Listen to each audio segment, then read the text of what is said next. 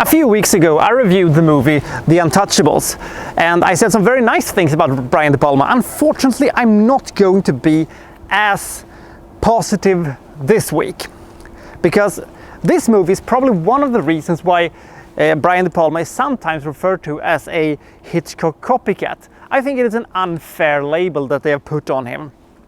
I think he has his own style, even though he borrows stuff from Hitchcock's toolbox of suspense making from time to time. But this movie is probably one of the reasons why this thing started going in the first place.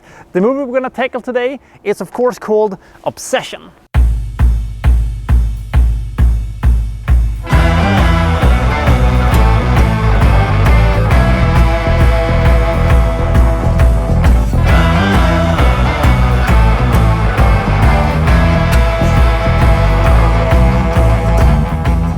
The year is 1959 and Cliff Robertson's family has been kidnapped. He's a wealthy businessman who lives in the New Orleans area, and the cops tells him that he should put out a case of funny money, and when the kidnappers take them, they can court them, and they'll be able to free them.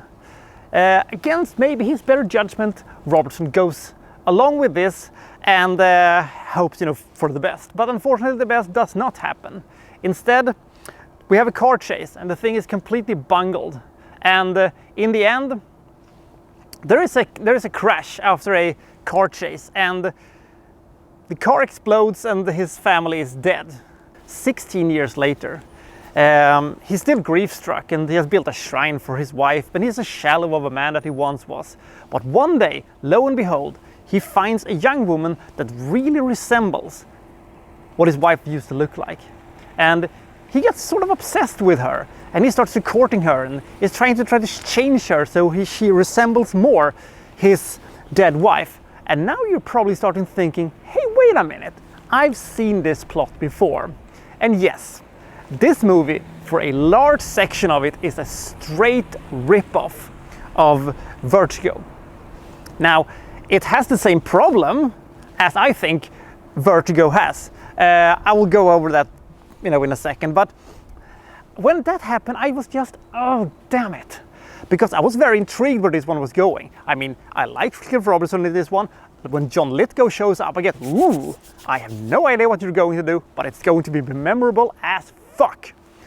That was what I thought. And then we have the same problem as Vertigo. It is uncomfortable to watch, and I sort of go, ugh, I really don't like this one. And in my opinion, Vertigo is a fantastically made movie with sections of it that I find very boring and incredibly, difficult to look at. Now, I will do a review of that movie in, a couple of months, as so has the gods of the Vikstrand has decided, but I'll see if my original opinion about it is still valid. But for my money, as of right now, the day of shooting, I still think that Vertigo is an almost perfect movie from a technical standpoint, but it is bungled up in the casting, because I have a big hatred for James Stewart. I have had it for years. I hate him so much. With a different casting, I think Vertigo could be a much better movie. We'll see if that sticks in the Vertigo review that I'm eventually going to do. But back to Obsession now. The same thing happens here. It is uncomfortable to watch, and it is a little awkward, and it is very clunky. But it still has this fantastic atmosphere, and it still has all the fingerprints that normally Brian De Palma does have in his movies. So I'm thinking, well, let's see where this one is going. Well, where it is going is a place I never thought they'd go, but they actually go there. I am probably one of very few who didn't see this twist coming, but as I've said on multiple occasions, every time I sit down to watch a movie, I turn into a 9-year-old who has never seen a movie before and gets automatically, ooh, every time they do a big swerve. This movie has really big swerve, because when you see what exactly goes on here, it goes into, oh my god, and then you sort of turn away, wait a minute, why did that happen so that could happen? And then you know, go into basically head-scratching amount of, how does this work? There is more holes in this plot than a fucking colander. I was still kind of intrigued. How are they going to dig themselves out of this one? And how are they going to finish this one? The answer is they're not going to dig themselves out of this one. And how are they going to finish this one?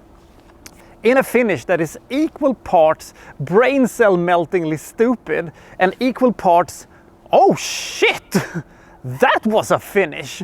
So I'm not quite sure how to feel about it. I see no reason why anybody should watch this movie over the original Vertigo. I see no reason why anybody should watch this movie, you know, instead of other Brian De Palma movies, like this one, or this one, or this one, or this one. And even this one, even though it was a, you know, shamble of a movie until the last, you know, section of it, then it became really good. But for the most part, this is one of the weaker Brian De Palma movies I've ever seen. But still, this movie is too well made and has too good of a cinematography and, you know, atmosphere and music and pretty good acting and stuff like that. I cannot quite hate it. So it's not a bad movie. It's not a movie I regret seeing, but I just wish Brian De Palma could have made a movie with the same cast, but with a, you know, original script that didn't pay so much homage to Vertigo, that is virtually, you know, bankrupt in the originality section of the movie. As I said, I don't recommend this movie really, but it is not a terrible movie, and it is fascinating to see how, you know, much it resembles Vertigo, and you could see stuff that they could have done in Vertigo that could even have been better in this movie. As I said, I don't recommend this movie.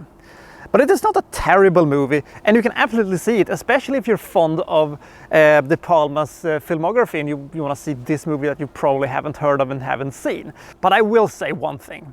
They did not half-ass this thing at all. They went balls to the walls with this thing, and in another movie, in another attempt, this kind of absolute insanity could have maybe worked.